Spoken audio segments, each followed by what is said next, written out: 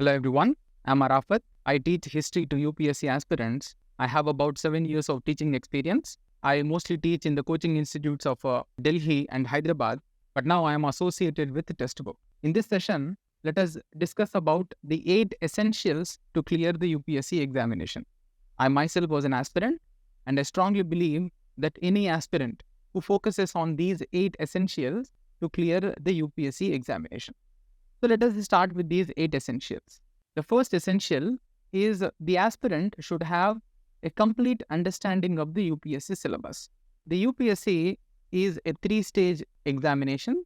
Stage 1 is a prelims, stage 2 is known as a mains, and stage 3, UPSC calls it as a personality test, which is essentially an interview. So in stage 1, that is in the prelims, it is a multiple choice questions based examination. And stage 2, it is mains, that is at the level of mains, that is in stage 2, it is a descriptive examination. So the point is, the aspirant should know the exact syllabus mentioned by the UPSC at the level of a prelims. The aspirant should also know the exact syllabus mentioned by UPSC at the level of mains. This is the starting point for any serious UPSC aspirant. They should know, they should by heart the syllabus. They should also be in a position to relate each and every topic mentioned in the UPSC syllabus with the current events as well. That is, whatever events the aspirants come across in the newspaper, if they are able to relate that with the syllabus mentioned by UPSC, nothing like it. The stage 1 or the first essential is they should know the syllabus of UPSC by heart at all the stages of UPSC examination. The second essential is leading a disciplined life. So the aspirant who lead a disciplined life indicate how hardworking they are. It also indicates to how focused they are in achieving their target. So disciplined life or anyone or the aspirant leading a disciplined life indicates a couple of things. One is their hardworking nature. It also indicates to how focused they are in achieving their targets. So why should discipline matters here? It matters a lot because the syllabus of UPSC is huge, and therefore a serious aspirant should try to cut the syllabus into small parts and set a time frame completing that small syllabus which they have set for themselves. So the second important requirement for any serious UPSC aspirant is leading a disciplined life. So for example, let me explain this disciplined life with the help of an example. Say if an aspirant decides or sets a target of waking up early in the morning every day at 5 a.m. They should see to it that they wake up at 5 a.m. every day, no matter in which season they are in, whether they are in summer, winter, or any other season. It should not matter them to at all. So when they set a target, they should try to stick to that particular target. Second, if they decide to read for 6 hours a day, they should see to it that they stick to this particular target. They should not read one day for more number of hours. Of course, if they want to read, they can go ahead and read it. But they should see to it that they do not come down to less than 6 hours per day. It is not just the number of hours. Let me repeat, it is not just the number of hours. It also includes how fully focused you are while reading for these 6 hours. That also matters a lot. These are examples of leading a disciplined life. So the point is, since the UPSC syllabus is so huge, ideally the aspirant should divide the syllabus into small parts. Let me explain this with the help of an example. Like the case of history. So they can divide history into 3 parts: the ancient Indian history, the medieval Indian history, and modern Indian history. They can set a time frame for completing each of these sub-parts of history. And they should see to it that the target which they have set for themselves is achieved at the right time. So the point is, since the UPSC syllabus is huge, ideally cut them into small parts and try to achieve them at the time in a time-bound manner.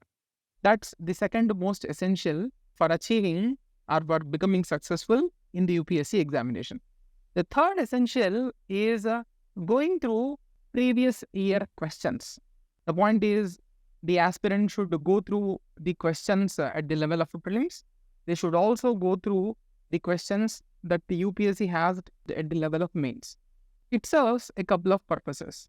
Purpose number one indicates how the UPSC is framing questions from a given topic. So why should the aspirants go through the previous year questions? Because it indicates how the UPSC is framing questions from a given syllabus. This is very, very important. Second, after completing a particular topic, say for example, an aspirant may have completed reading Indus Valley Civilization in history.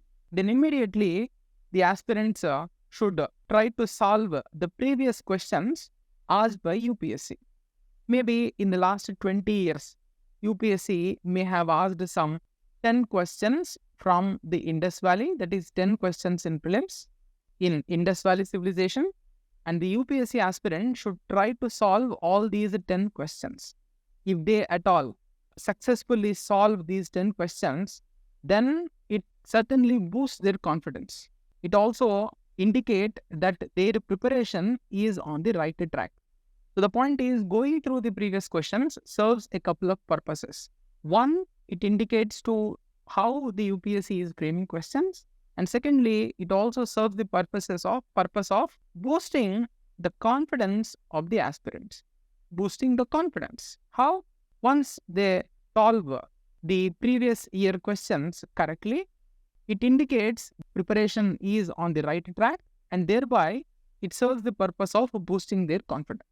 This, according to me, is the third essential to clear the UPSC examination. The fourth essential is having strong basic skill set. This is very, very important. Why? Because unlike other exams, UPSC is a different kind of an exam.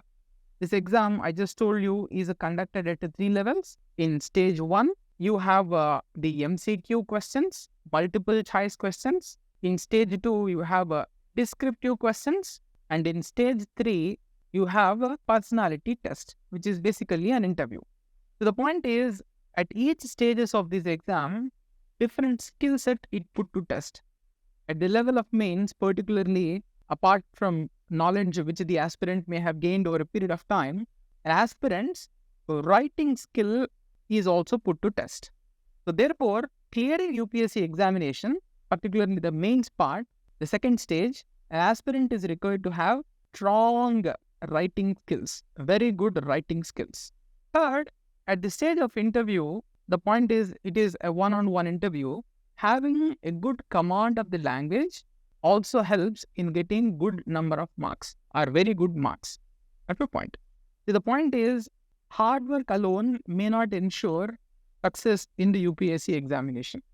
The aspirants also should have strong basic skill set, by which I mean having good writing skills, which they can put to use at the time of mains, and having very good communication skills, which they can put to use at the time of interview. This is very different because other exams do not have these two stages. Having strong basic skill set is very, very important. This is the fourth important essential. The fifth essential is group study or group discussions. If possible, aspirants should try to form groups with like-minded students. This helps the students positively. How? The point is, more than a student, the teacher remembers the information for longer periods of time. This is because anyone who discusses subjects or topics with others have the tendency of remembering the information for longer periods of time. So therefore, in group discussion, what happens? When an aspirant discuss the knowledge which he or she may have gained with other students, most likely they tend to remember the information for longer periods of time, which is very, very essential for clearing an examination like UPSC. Clearing UPSC examination is studying in groups, because group study helps the student to exchange information. In the process, the knowledge of the aspirant might get enriched. And secondly, the aspirants, by discussing with the members of the group, have the tendency or develop the tendency to remember the information for longer periods of time. This, according to me, is also very, very essential. The sixth essential, which many do not give importance, is eating very, very nutritious food. So why? UPSC preparation is a long drawn process. The examination itself is conducted at a stretch of what about 1 year. Prelims is conducted in May, 3 months down the line. After the prelims, mains is conducted, and 3 months after the mains, you have result, and thereafter the interview follows.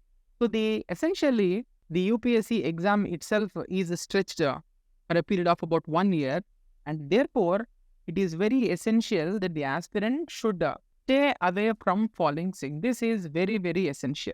This they can achieve, concentrate on eating very, very nutritious food.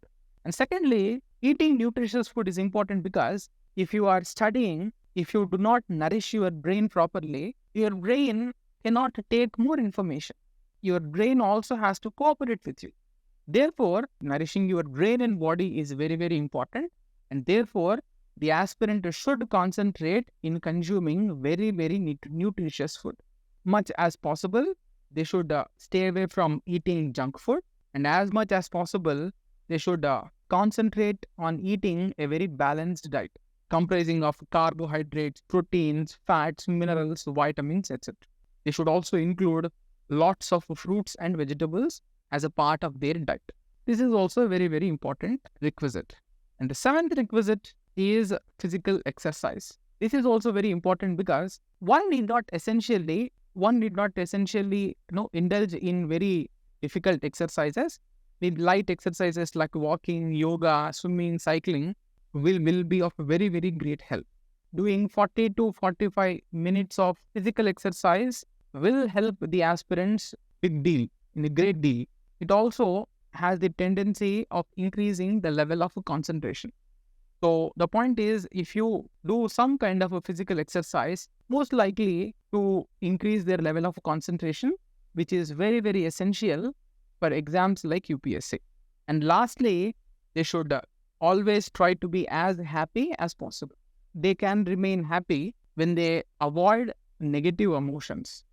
The point is, try to be happy when they keep away from negative emotions. Negative emotions such as jealousy, hatred, anger have the tendency of distracting students. If they remain happy, automatically their concentration level goes up. Then definitely they will be in a position to complete a target which they have set for themselves. So to remain happy, stay away from the negative emotions such as jealousy, hatred, anger, etc. And if possible, they should be in the company of like-minded friends. They should relax by listening to music or watching a movie, maybe once in a week. I strongly believe that anyone who follows these 8 essentials stand a chance to clear this particular examination. Do subscribe to our channel.